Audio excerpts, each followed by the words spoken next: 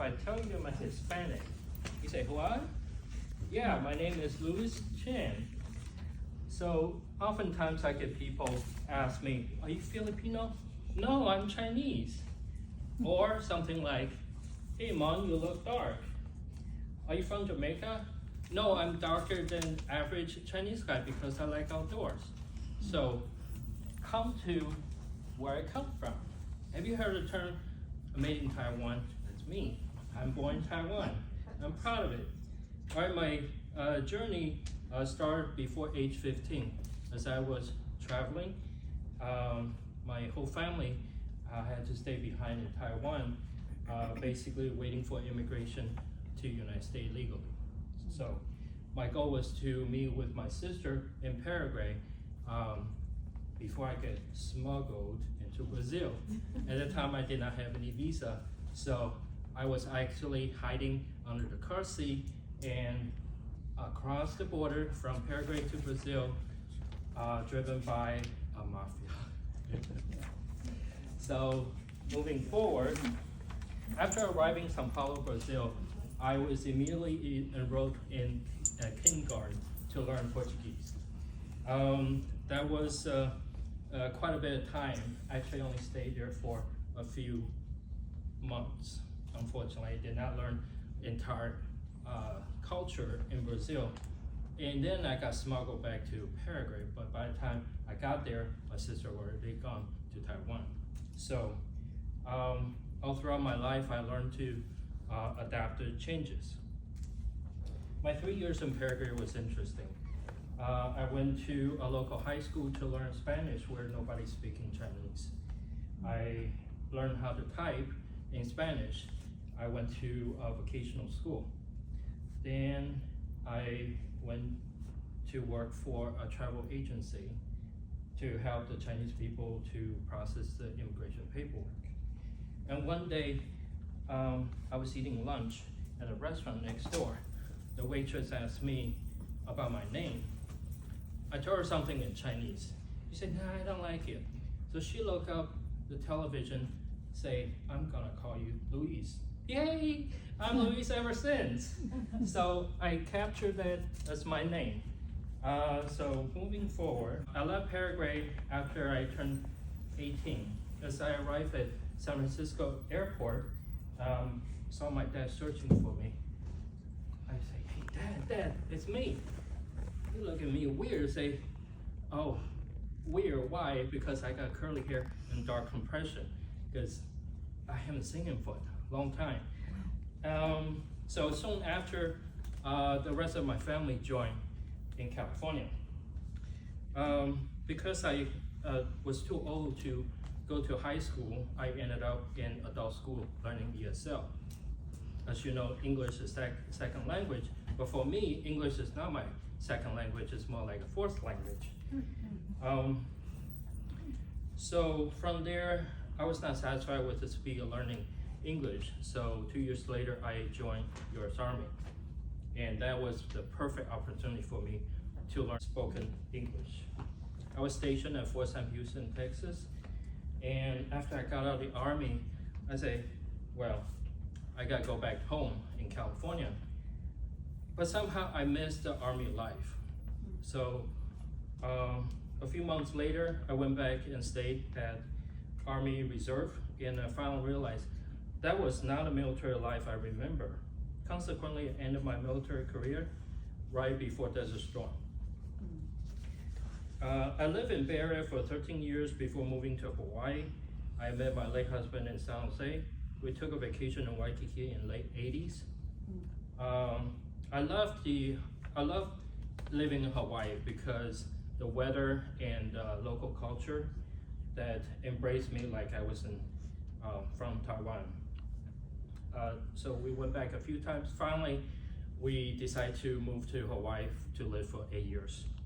One day he said, okay, we ran out of money, time to leave. He pulled out a map, say where you want to go. I told him I want to go somewhere warm and close to the ocean. So we started driving. Well, of course, you know Hawaii's island. You had to fly to California before you could be driving. So we were driving from California toward Florida and stop in Houston. At that time, Interstate Highway 10 was under construction and the traffic just impossible to pass. So I vividly remember that was on a Sunday because there were several open houses in the area. So we stopped a few open houses and say, okay, that might be a good place to live. So we call Houston our home, late 2006. So fast forward to now. Boom. Okay, we lived through Hurricane Ike, Hurricane Harvey, and COVID.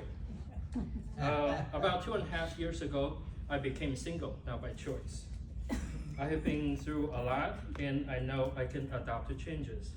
So I keep myself busy and stay active with my community. I'm serving on the board for a couple of nonprofit organizations. I work full-time and have a part-time job working for a cultural exploration company as a tour guide. Late last year, I started my LLC. Now, everything is copacetic because I'm with the Professional Single Speaking Toastmasters. This is my first evaluation, and this was your first speech, so I hope we'll still be copacetic after this. But I think you did an incredible job. I think this was an amazing, amazing first speech. It was really wonderful. It was extremely humorous. You really connected with the audience. Your stories were extremely engaging. Your speech was well organized. You gave us an entire lifetime of information in a very short amount of time, and that was amazing. I absolutely loved that you opened with the way that you're sort of unclassifiable to many people, and even when you saw your dad at the airport, he couldn't really put his thumb on you either, which I thought that was very interesting. And I want to especially commend you for two things, and then I'll provide one recommendation. So the two commends I have are your organization. I thought was especially wonderful. Adapting to changes is a very positive message, and I love that you told us that at the beginning, that this has defined your life, adapting to changes, and then you launched us into this amazing tale of being smuggled from Paraguay into Brazil, learning Portuguese, Spanish, moving to Hawaii, moving back to the States. And I almost felt like I was sort of woken up from a dream when you tied it all back together about how you've come through Ike, Harvey, and now COVID, and now you're single, and now you're here, and you've adapted to all of these changes. It was really full circle and great. And then your sense of humor, I especially want to commend you for. Some parts of your life have been undeniably hard, but you still made us laugh about them, which is a superpower. It was really great. I would recommend, this is the only thing that I would have any critique on about your speech because it was so great.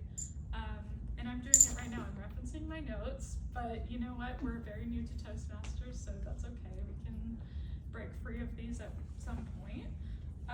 And then I thought your gestures were really good, but I think you could work on your body language. You were doing some rocking back and forth, which helped me too sometimes. Or maybe I stand a little too still, so I could take a note from your movement. But yeah, the rocking, it could get a little distracting at some points, but that's the tiniest note ever out of a wonderful speech. Finally, I want to say thank you for such a great speech. It was very entertaining and inspiring. And I know that you said that you felt very embraced by the local culture in Hawaii, and I hope Houston has also embraced you in the same way and you feel as welcome.